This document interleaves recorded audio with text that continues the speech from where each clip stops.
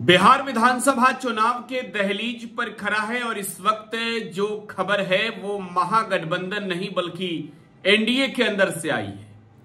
ये खबर बिहार में राजनीतिक रूप से फिर से भूचाल लाने वाला है। बिहार एनडीए के अंदर ऑल इज वेल नहीं है। देखिए, जो सूत्रों के हवाले से खबरें आ रही हैं वो खबर आने वाले वक्त में राजनीतिक तौर पर एनडीए के लिए अच्छा संकेत भी नहीं है। लेकिन अगर मौजूदा समय में देखें तो केंद्र की जो नरेंद्र मोदी की सरकार है वो बैसाखी पर है और बिहार के बदौलत ही टिकी हुई है। बिहार से नीतीश कुमार, बिहार से चिराग पासवान, बिहार से जीतन राम मांझी एक ऐसे बैसाखी हैं जिस पर आज के दिन में नरेंद्र मोदी की कुर्सी टिकी हुई है और अगर ये तीनों वहां से खिसक जाएं तो यकीनन केंद्र की सरकार गिर जाएगी। लेकिन बिहार की राजनीति में इस चुनावी साल में मुझे लगता है कि ऑल इज वेल एनडीए के अंदर नहीं चल रहा है और इस पर जो जानकारियां निकल कर आ रही है वो आपको बताने जा रहे हैं। मौजूदा समय में एनडीए के अंदर कौन कौन सी पार्टियां हैं, तो मौजूदा समय में एनडीए में आज की तारीख में बीजेपी है, आज की तारीख में जेडीयू है, आज की तारीख में एलजेपीआर है, आज की तारीख में हिंदुस्तानी अवाम मोर्चा है और आज की तारीख में राष्ट्रीय लोक मोर्चा है।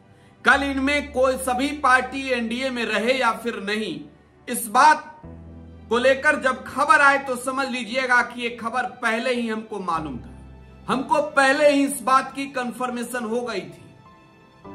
तो सूत्र जो बताते हैं वो नेताओं के घर में बैठे होते हैं, जानकारियां खंगाल कर लाते हैं। देखिए, हमने इससे पहले टुडे बिहार न्यूज पर ही सीटों के बंटवारे की खबर चलाई थी। सीटों के बंटवारे की खबर पर पूरे बिहार में जो है वो चर्चा हुई।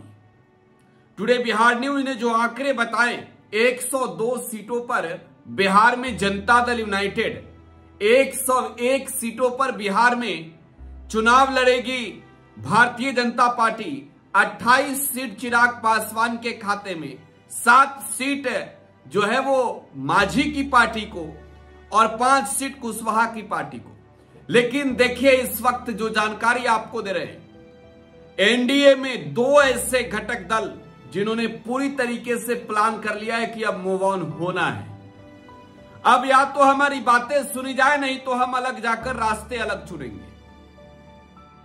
बिहार की राजनीति में आज की तारीख एक चुनावी संकनाद के तौर पर भी लोक जनशक्ति पार्टी रामविलास के लिए देखी जा रही है, क्योंकि लोक जनशक्ति पार्टी रामविलास की ओर से शाहाबाद के इलाके में एक बड़ा कार्यकर्ता सम्मेलन हुआ, बड़ी रैली हुई। चिराग पासवान ने शंखनाद किया। बिहार विधानसभा चुनाव 2020 का शाहाबाद से शंखनाद चिराग पासवान ने किया और इस चुनावी शंखनाद के दौरान चिराग पासवान ने जो कुछ भी कहा है वो तो बताएंगे, लेकिन बिहार में इन दिनों उपेंद्र कुशवाहा की भी चर्चा है दोस्तों। उपेंद्र कुशवाहा भी चर्चा में है। तो आज इसी रिपोर्ट में आपको बता देंगे कि टुकड़ों टुकड़ों में बंटने जा रहा है बिहार में एनडीए, और जब गठबंधन धराशायी होगा तो जाहिर सी बात है कि 2025 का चुनावी मुकाबला बेहद दिलचस्प, बेहद ही कांटेदार होगा। तो खैर, चर्चा शुरू की जाए।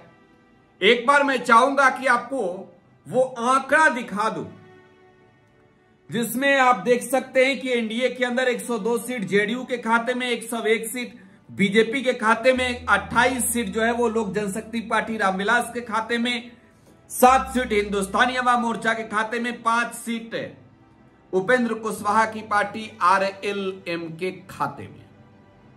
तो ये खाता वाला हिसाब आप समझ रहे थे दोस्तों। चलिए खेला वाला हिसाब बताते हैं। 243 सीट है बिहार विधानसभा की और इस 243 सीट में 122 जो जीतेगा वो बिहार के मुख्यमंत्री की गद्दी पर बैठेगा। 2020 का चुनावी परिणाम याद दिलाएं या फिर आगे लेकर जाए? चलिए याद दिला देते हैं।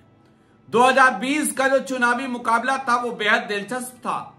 नीतीश कुमार की पार्टी मात्र 43 सीटें जीती थी, 74 सीट भाजपा ने जीत ली। यहां पर नीतीश कुमार की राजनीतिक तौर पर जो है वो कमजोर करने की कोशिश किसी व्यक्ति ने की, तो उस व्यक्ति का नाम चिराग पासवान है। नीतीश कुमार के जनाधार को कम कर दिया। बिहार विधानसभा के अंदर तीसरे नंबर की पार्टी जेडीयू बनी, और दिलचस्प बात यह है कि इस तीसरे नंबर की पार्टी के नेता नीतीश कुमार बिहार प्रदेश के मुख्यमंत्री बने। चिराग पासवान ने बिहार विधानसभा चुनाव 2020 में 137 सीटों पर अपने कैंडिडेट उतारे थे। इस 137 में नीतीश कुमार की पार्टी के सभी कैंडिडेट थे जिनके खिलाफ चिराग ने अपना कैंडिडेट उतारा था। मजेदार बात यह थी कि भारतीय जनता पार्टी के कई कद्दावर नेता भी तब चिराग पासवान की पार्टी लोक जनशक्ति पार्टी के सिंबल पे चुनाव लड़े थे, और तब ये सब कुछ चिराग पासवान के पिता रामविलास पासवान देख रहे थे। सब पर उनकी निगाहें थी, नजर थी। खैर, चिराग पासवान ने खुद को बिहार में स्टेबल तब कर दिया क्योंकि एक सीट मटिहानी का लोक जनशक्ति पार्टी ने जीती थी। तब चिराग पासवान के लिए आप ये कह सकते हैं कि गुड न्यूज ये था कि बिहार के 9 विधानसभा सीटों पर उनकी पार्टी के कैंडिडेट जो है वो दूसरे नंबर पर थे। ये दर्शाता है कि अगर आप सेकेंड में भी हैं, अगर आप विनर नहीं, अगर आप रनर हैं, तो आपकी मजबूत छवि है। तो उस वक्त जो खेल हुआ था, अब वही खेल 2025 में हो रहा है। देखिए, गठबंधन के अंदर जो रार है, मैं खुलकर बता रहा हूं, चिराग पासवान और उपेंद्र कुशवाहा, इन दो नामों को याद रखिएगा। आने वाली तारीख में इन दो नामों को याद रखिएगा, चिराग पासवान पहले और दूसरे उपेंद्र कुशवाहा। और मजेदार बात यह है कि ये दोनों नेता जो है वो नीतीश कुमार के धुर विरोधी हैं। इन दोनों के बाहर होने के संकेत मिल चुके हैं, क्योंकि जेडीयू बिहार में 110 सीटों पर अड़ी हुई है और चिराग पासवान की सीटें जो है वो 20 से ज्यादा बढ़ाई नहीं जा रही है। जो आंकड़े आए, जो हमने आपको बताया कि 28 पर तैयारी इधर से चल रही है, तो उधर से चिराग मानने को तैयार नहीं है। चिराग पासवान ने स्पष्ट रूप से बिहार के आरा में आज रैली के दौरान जब शाहबाद में शंखनाद कर रहे थे, तो उन्होंने कह दिया कि वो बिहार के 243 सीटों पर लड़ेंगे। उनका गठबंधन बिहारियों से है, उनका गठबंधन बिहार की जनता से है। तो ये संकेत चिराग पासवान ने दे दिए हैं कि आप हमारी ताकत देख लीजिए, ये शंखनाद हमने अपनी बदौलत किया है। ये शंखनाद जो है वो लोक जनशक्ति पार्टी रामविलास की अपनी हैसियत वाली शंखनाद है। ये शंखनाद बीजेपी के बल पर नहीं है, ये शंखनाद जेडीयू के कार्यकर्ताओं के दम पे नहीं है, ये शंखनाद जो है वो मांझी जी के बुलाए लोग नहीं है। यहां सिर्फ चिराग पासवान की ताकत है, और चिराग पासवान इसी के जरिए ये बताना चाहते हैं कि बिहार में अगर 50 सीट से कम दिए तो समझौता स्वीकार नहीं होगा। इस बात को फिर से अंडरलाइन कर लेता हूं, इस बात को नोट कर लीजिए कि बिहार विधानसभा के चुनाव में 50 से कम सीट मंजूर नहीं है, यह कहना है चिराग पासवान का। तो आप समझ रहे हैं चिराग कितना मझधार में अब एनडीए को लेकर जा रहे हैं। तो दूसरी ओर उपेंद्र कुशवाहा भी हैं, 30 सीट मांग रहे हैं, 20 से कम में समझौता स्वीकार नहीं है। और आपको बताएं कि जब 2020 का चुनाव हुआ तो उपेंद्र कुशवाहा की पार्टी की भी बड़ी भूमिका रही है। 5 विधायक जो है वो तीसरे मोर्चा से निकल कर आए, जो 5 में से 5 जो है वो ओवैसी की पार्टी के थे, एक बसपा के थे जमा खान, वो भी जो है वो कुशवाहा वाले गठबंधन से ही थे। तो नीतीश कुमार की राजनीतिक हैसियत कमजोर करने में इन दोनों नेताओं की बड़ी भूमिका रही है। अब उपेंद्र कुशवाहा की डिमांड है कि 20, चिराग मांग रहे हैं 50।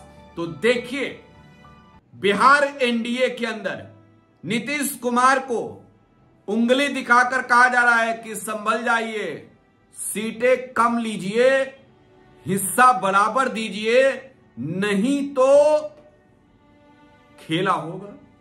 अपनी प्रतिक्रिया कमेंट बॉक्स में छोड़ जाइएगा। फिलहाल आप टुडे बिहार न्यूज के साथ बने रहें। धन्यवाद।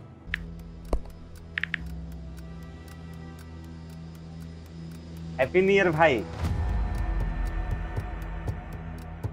Happy new year. काहे रे भाई, तोर जिंदगी में ऐसा का हो गल कि तोरा की नौका साल हैप्पी लाग रहल बा? मतलब ई कि नयका साल तो आ गई, हाँ, लेकिन बदले वाला का बा? उहे पर्चा लीक हुई, उहे नौकरी खातिर मारा मारी, काम धाम के चक्कर में पलायन, उहे बेरोजगारी, मेडल लटकत रही गला में, माथा पर दुख और चिंता के गोड़ छपाई, सरकार से हक के खातिर रोवा, धरना, प्रदर्शन, लाठी खा, मार खा, थप्पड़ खा। 20 साल से दुख चिपकल बा, कहवा से हैप्पी हो रे भाई? बात तो तू एकदम सही बोला था। अब बता, बिहार के युवन के न्यू ईयर कब हैप्पी हुई? देखो, बिहार के युवन के न्यू ईयर तो तब हैप्पी हुई जब हमनी सब मिल के नया सरकार बनावल जाए।